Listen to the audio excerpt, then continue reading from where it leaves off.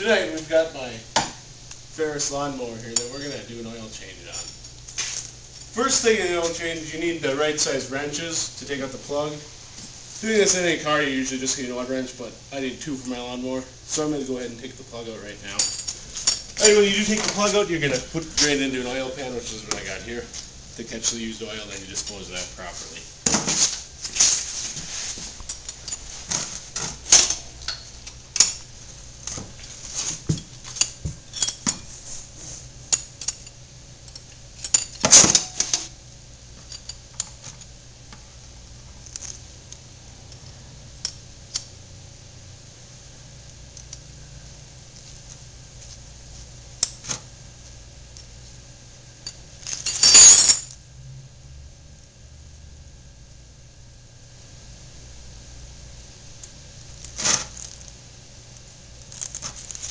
Now that I got the plug out, I'll pull out the dipstick so that way it'll drain out faster.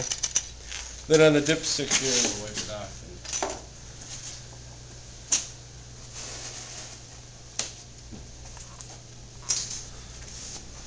I don't know if you can see, but on the dipstick it kind of shows here. You want to get the oil in between those two little dots there. That means you got your good level. And this lawnmower takes about 2 quarts of oil, but your typical vehicles take like 6 quarts, I think, or something like that. And I'm going to be using 10W30 motor oil, where most cars, we put 5W30 in ours, and we put in SAE, which is a blend of conventional and synthetic. Conventional oil is it's worse for the environment than most, and then synthetic's the best kind of oil you can run for the environment, which costs about 20 bucks for 5 quarts, as to synthetic blend costs about $10.95 or so. So it's quite a bit cheaper. I actually just had to pick some up today because I was running low. So we're good to go for this demonstration here. And then after the used oil is all drained out, if you don't have some sort of a container you can put the used oil into, I just got an empty antifreeze container that I'm going to put it into.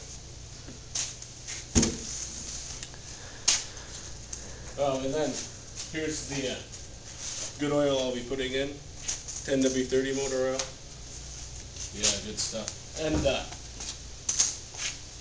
you want to make sure that you change your oil periodically. Like on this, I do it every 25 to 50 hours. The book says I do it 25 hours because I mow quite a bit of grass with it, so it's under pretty heavy use. But in cars, like we do all of our vehicles every about 3,000 miles, I think, which is important. The oil is really important because it keeps everything lubricated and running good. You usually want to do it, I usually like to do my lawnmower when the motor is hot, because that way all the junk that's in the oil is stirred up and stuff, so I had it idling for a little bit before we did the demonstration here. So hopefully all the stuff's spilled around there and stuff.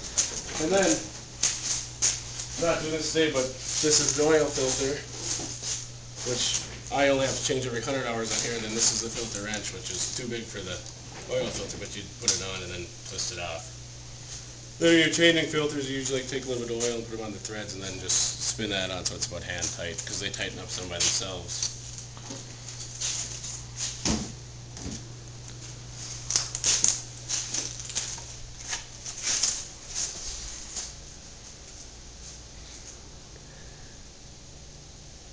That's just about done green up. Then the other thing you're probably going to need is a funnel. And I like to get the funnels. So I got my funnel, I made sure that I screw on cap for both ends. That way you don't get a whole bunch of gunk in there, so every time I want to use it, you don't have to clean it out. It's already clean because you got the caps on it. But I mean, yeah, you're always going to have a little bit of oil in there, but that's fine because oil's oil.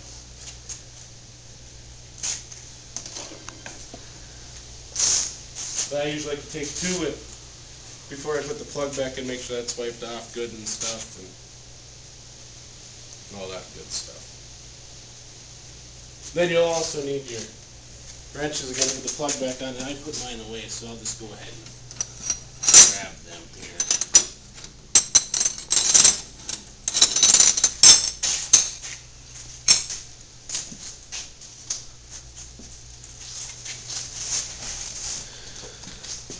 That's still draining out a little bit. The oil drains out quite a bit faster when it's really warm. It's not very warm, so it's going to take a little bit longer, but that's all right. Then the other thing with oil filters is you want to make sure you get those changed because they got little screens in them that collect the junk that goes through. So that's pretty important that you keep your oil clean. And then this is done draining out here, so put the plug back in.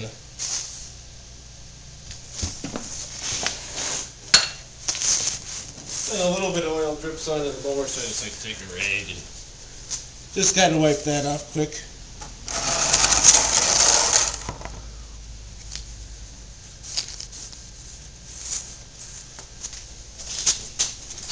Then I take my filter and or my funnel, stick it in there and get the jug of new oil.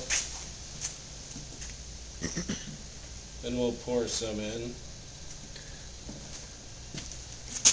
Then we'll let that run down into the funnel.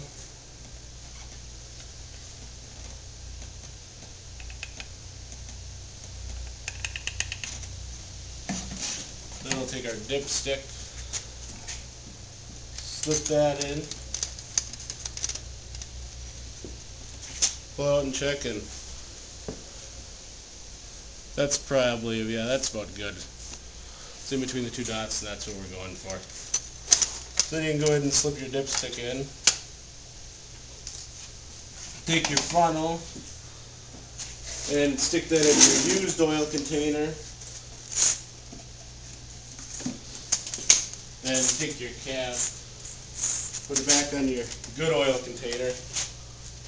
Then I'll just set that here for now. Then I'll take my used oil and dump that into here using my funnel.